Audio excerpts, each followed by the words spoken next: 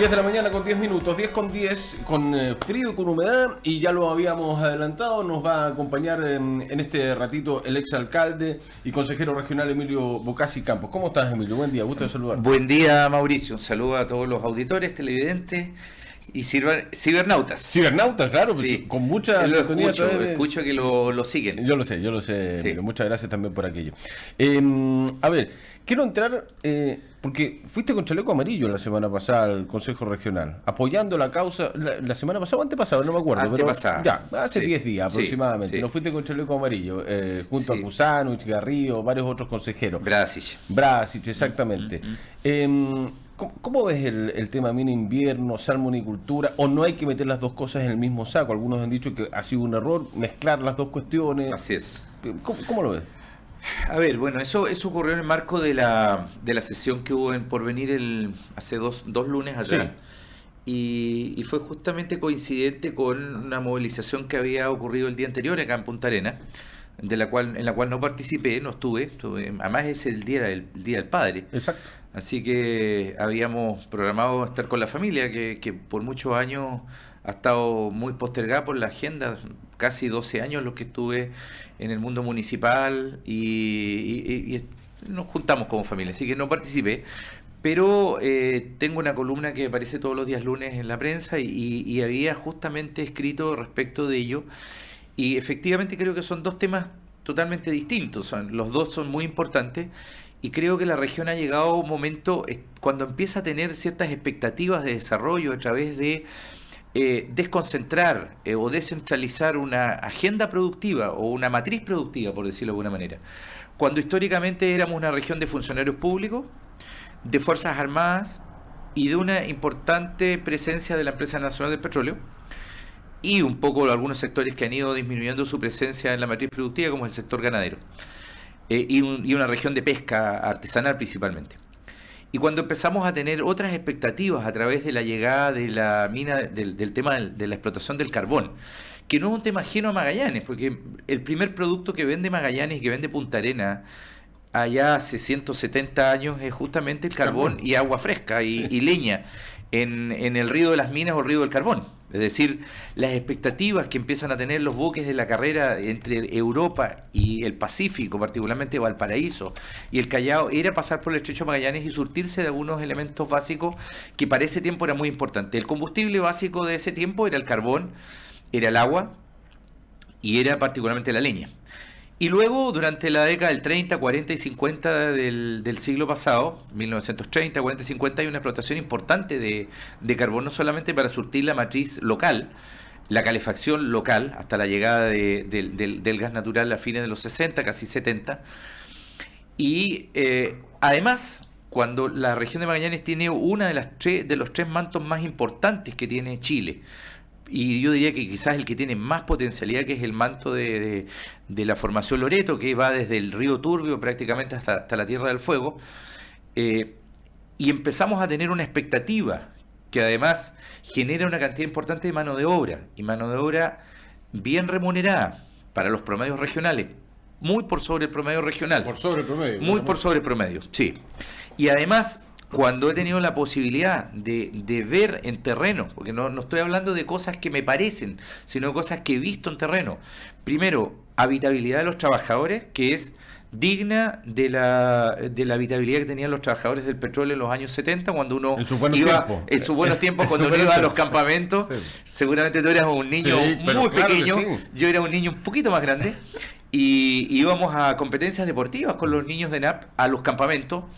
Delegaciones de Punta Arenas que íbamos a competir, particularmente en las vacaciones de invierno, y uno veía el estándar que tenían los trabajadores, los comedores, la habitabilidad, y la verdad es que ese mundo es el que hoy día logré ver en la mina invierno, es decir, de primera línea.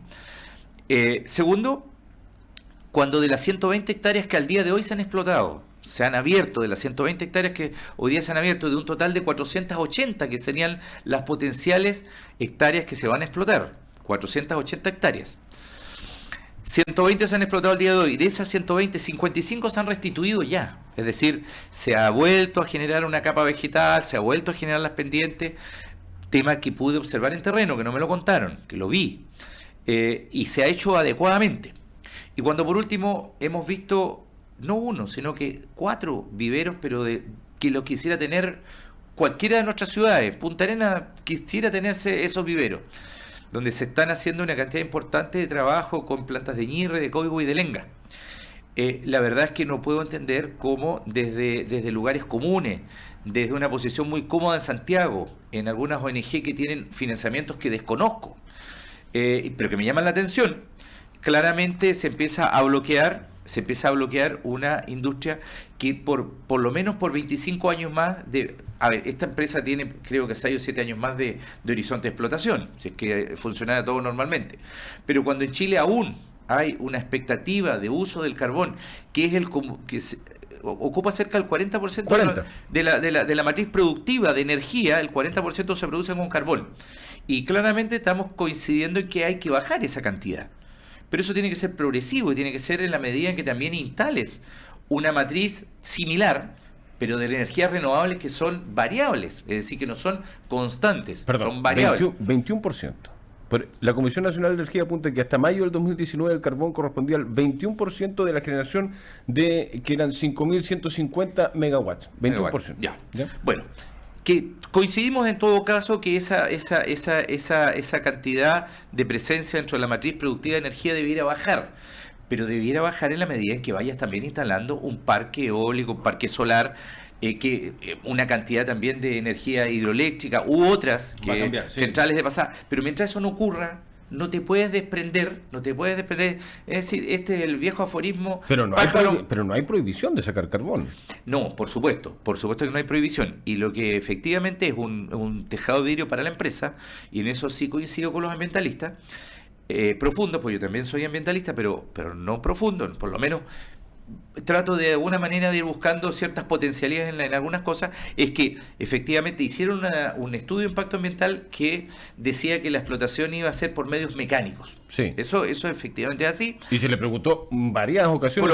Probablemente no. Yo me acuerdo, yo le pregunté a Pedrals en varias ocasiones. Ya. Yo no participé en esos procesos, pero creo, así es.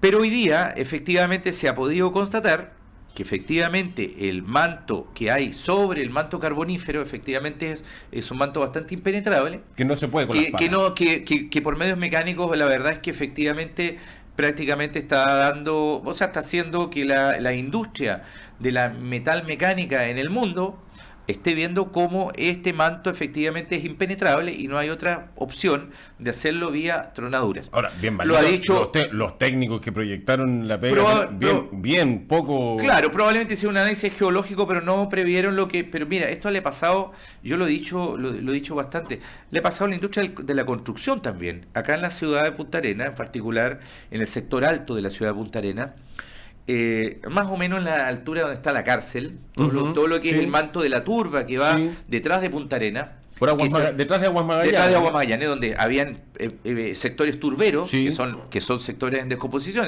sectores que tienen de alguna manera también reservas carboníferas en la parte inferior. Cuando hubo que hacer las excavaciones para construir la cárcel de Punta Arenas, por allá por el año 2001-2002, yo conversaba con los técnicos que hacen excavaciones en las calles, particularmente en las obras, y me contaban que habían sufrido, porque la cárcel además se soterró, se hundió, sufrieron con el manto que hubo que sacar para poder fundar. Durísimo. Entonces, cuando además el propio Alejandro Avendaño Gallardo, presidente de la petrolera, del sindicato de trabajadores, dice que además son medios que se usan constantemente, no solamente en la industria petrolera, en la industria gasífera, en la industria sísmica o en la prospección sísmica. Lo ha dicho el propio subsecretario de Obras Públicas la semana pasada. Tronaduras y explosivos también en el sector de la apertura del camino a Puerto Williams, o el camino Allende Gaya. Entonces, cuando se imponen los dogmas, la verdad es que yo me rebelo. Y la verdad es que lo más profundo, Mauricio, es que, claro, queremos ser una ciudad turística o una región turística, pero para eso nos falta bastante, nos falta muchísimo. Entonces, vamos haciendo la inversión para que en algún momento, de aquí a 10 o 15 años, seamos una región netamente turística, pero aún no lo somos. Hoy día no están llegando los argentinos, hoy día no le estamos generando ninguna expectativa a nuestros hijos.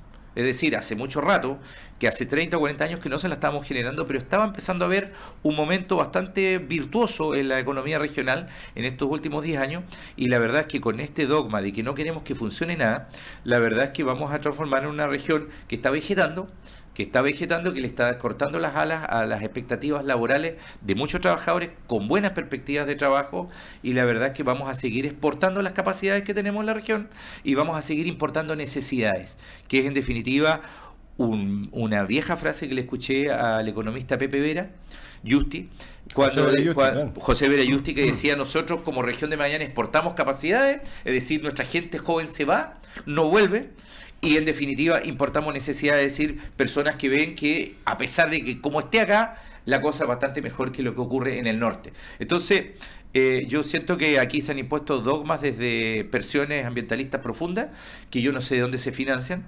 que probablemente se financian desde el primer mundo, que no es ningún ejemplo para nosotros. Pero la verdad es que se le pone un freno a Magallanes, y yo no sé para qué se está cuidando, a quién le estamos cuidando la región. Porque lo más fácil es decir a las futuras generaciones que, claro, todos queremos que cuidar este territorio para las futuras generaciones, pero no va a haber futuras generaciones, porque así como vamos, no solamente vamos a vegetar, nos vamos a transformar en una región de viejos, como está ocurriendo en términos etarios, en términos demográficos, pero nos vamos a volver a transformar en una región que nos genera expectativas de retorno para la gente joven, la gente que puede darle un cambio a Magallanes. Entonces, cuando no tenemos infraestructura todavía, que ni siquiera pasa punta al árbol, camino sur, camino San Juan, cuando todavía el Ministerio de Públicas se está dando vuelta con un estudio de impacto ambiental que todavía no presenta, que se lo preguntamos hace un año, cuando el camino Natales es probablemente la única realidad, el nuevo camino Natales que va por el seno Skyrim, pero cuando todavía el subsecretario dice que el 2023 podríamos tener el camino Allende Gaya, pero la verdad es que eso es lo que dice, pero cuando él ya no va a estar como autoridad, la verdad es que yo le pongo la duda. Entonces, cuando todavía estamos hablando de que podríamos tener un centro invernal o en Puerto Natales o en Magallanes que sea de primera línea, que atraiga efectivamente visitantes brasileros y particularmente gente, por décadas. Entonces, cuando estamos hablando de muchas cosas, pero la verdad es que no queremos que se haga nada en la región, la verdad es que le estamos haciendo un flaco favor. Y por último, en el caso de la industria minera, el 0,01% es la explotación del carbón en el rasgo de 480 hectáreas, de una isla que tiene 500.000 hectáreas, y de eso el 0,01% es lo que se va a explotar. El 60% de esa isla es reserva nacional, la reserva Cahuasca, la antigua reserva La Calufe. El 60%, 300.000 hectáreas están protegidas, y estamos hablando que principalmente están hacia el centro de la isla y hacia el sur de la isla Riesco, es decir, hacia el Pacífico.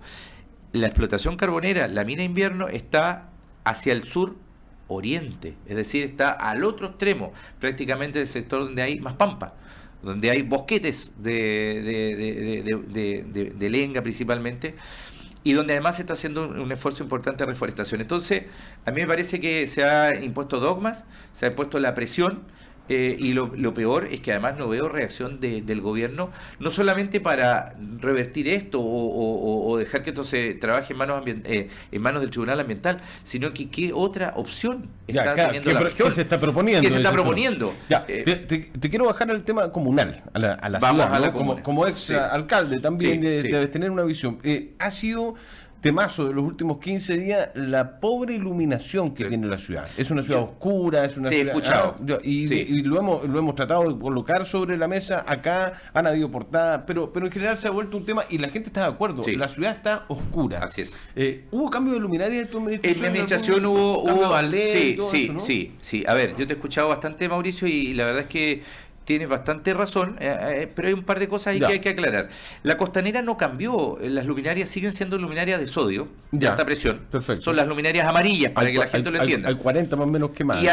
Y yo te iba a hacer el balance, porque te escuchaba y estaba por darme el trabajo de venirme desde Tres Puentes y llegar hasta el Parque María Betty, porque la verdad es que del Parque María Betty hacia el sur la iluminación es paupérrima, y yo vivo en el kilómetro 8,5 sur, y la verdad es que desde... Allá es oscurísimo. No, desde Cruz de Froward para el sur es peor, no hay iluminación. siendo que nosotros electrificamos hasta el kilómetro 38 nuestra administración, hasta agua fresca. O sea, hay línea de transmisión. Entonces ahí lo que ha faltado es una mayor osadía de parte del municipio de mejor iluminar. Pero principalmente en el sector céntrico, es decir, entre el Parque María Betty y Zona Franca, todavía siguen siendo luminarias de sodio de alta presión. Y esas perfectamente podrían cambiarse por luminarias LED. Primero sería un ahorro importante para la comuna, y poner las luminarias de más alta potencia, que de todas maneras van a significar un ahorro y una mejor luminosidad. Y además, lo que tú señalabas, y que la prensa creo que subtituló, 44 luminarias al menos. Porque yo creo que ese fue un análisis bastante, yo diría que las luminarias centrales, pero si tú haces un análisis desde la calle Pedro Montt, o de la calle, desde la calle Roca, hasta pasado los estacionamientos y las canchas, hay una cantidad importante de luminarias que están en el borde donde lo usan los peatones. Y también además, si agregamos esa, yo diría que son cerca de un centenar las luminarias que no han sido repuestas. Y hay un contrato de suministro con la empresa Preselec, que tú haces una notificación de una luminaria y la empresa tiene que ir a reponerla. Obviamente lo paga la municipalidad, pero el servicio lo hace Preselec, y en ese sentido son sumamente rápidos. Yo, por lo menos, esa es la experiencia que tengo. Entonces, no puede ser que 44 luminarias solamente del alumbrado público, más otras tantas en la costanera, estén quemadas. Y particularmente también con una cantidad importante de áreas verdes que incorporamos en nuestro sector, en nuestra ciudad.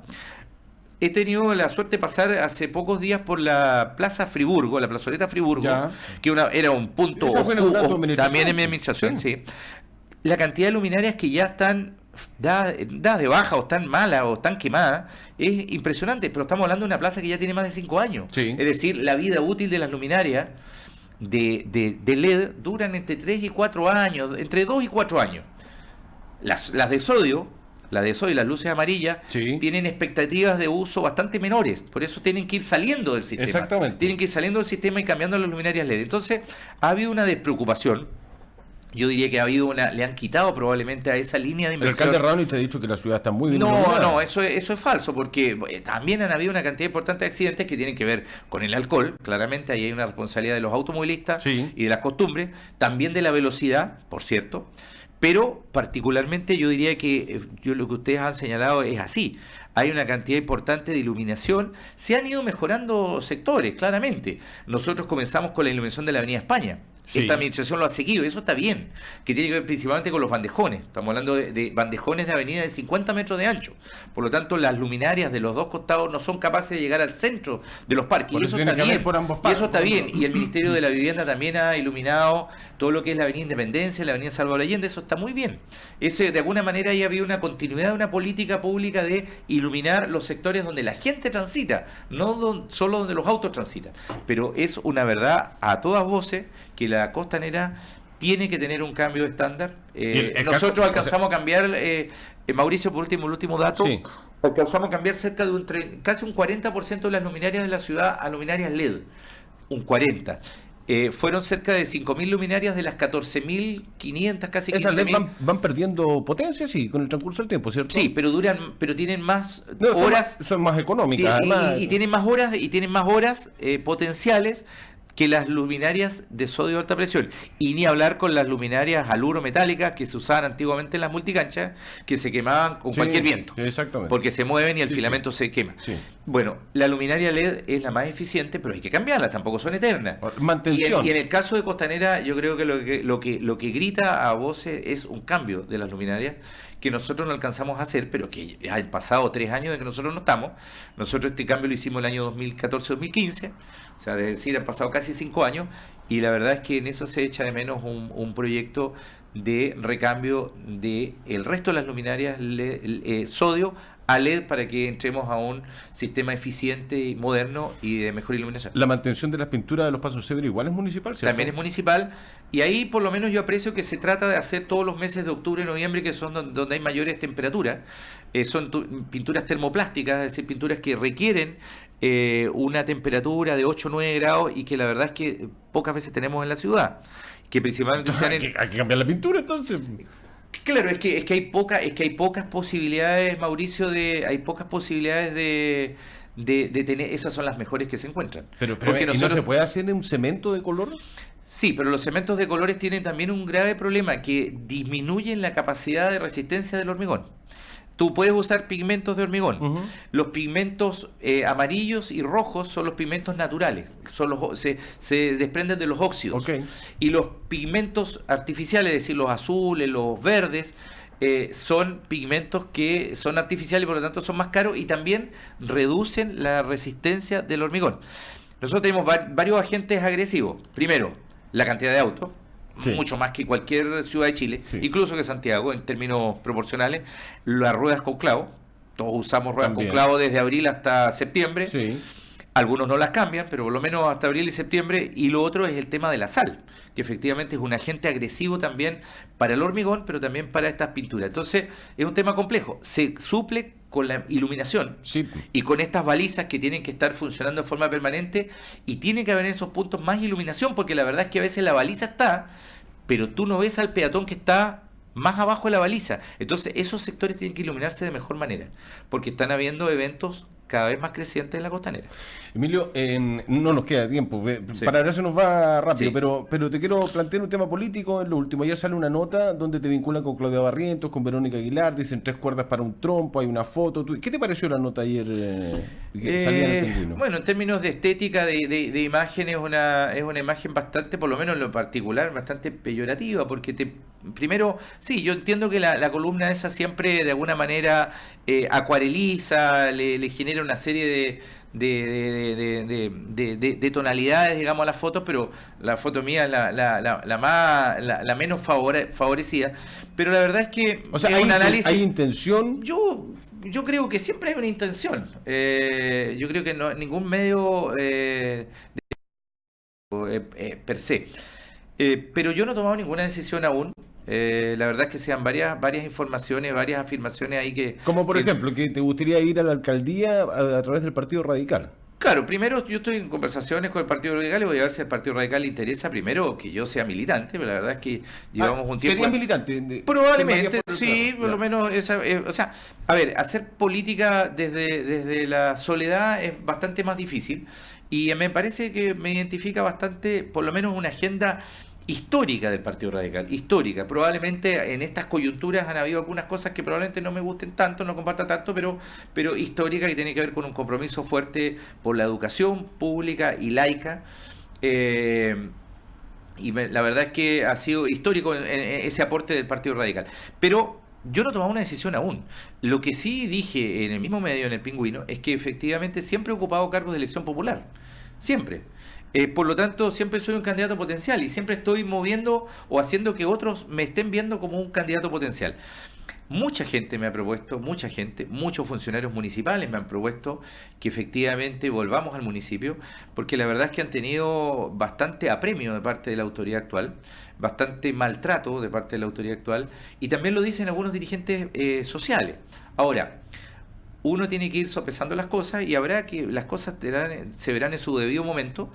Hay una cosa que tiene que cambiar y que la ANCORE, la Asociación Nacional de los Consejeros Regionales, está gestionando, que tiene que ver con una prohibición que tienen los consejeros regionales de tener que, o sea, una prohibición, una obligación de renunciar un año antes de cualquier elección municipal o pública. Entonces, me parece que los senadores son muy carepalos, bueno, y los diputados también, porque resulta que, a ver, haciendo historia, tuvimos al presidente Frey, que fue senador, y siendo senador fue candidato a la elección de presidente de la República. Carolina Goich. Alejandro Guillé, el senador Osandón. Entonces, y han seguido siendo senadores. Entonces, ¿por qué lo que ellos pueden, los consejeros no pueden? Okay. Entonces, yo creo que esa es una modificación importante que tiene que darse, que yo espero que se dé. Entiendo que en la comisión del Senado de Gobierno, me parece que ahí está Carlos Bianchi, me parece que es importante que se democratice esto y se dé la opción para que efectivamente todos puedan participar y no se le pongan cortapisas a la democracia. Pero será en su momento. Yo hoy día estoy abocado a ser consejero regional, a tener una mirada regional. Estoy tratando de escribir en forma permanente respecto de propuestas para la región y trato de inmiscuirme poco en el tema comunal para que no se señale que ahora habla, por qué no habló, por qué no dijo, por qué hizo, por qué no hizo. ¿La gobernación regional también es una opción?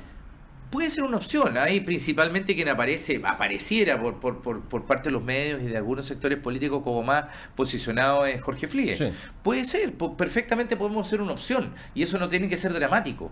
Eso tiene que de alguna manera hablar de una madurez de una coalición, que estamos lejos de eso.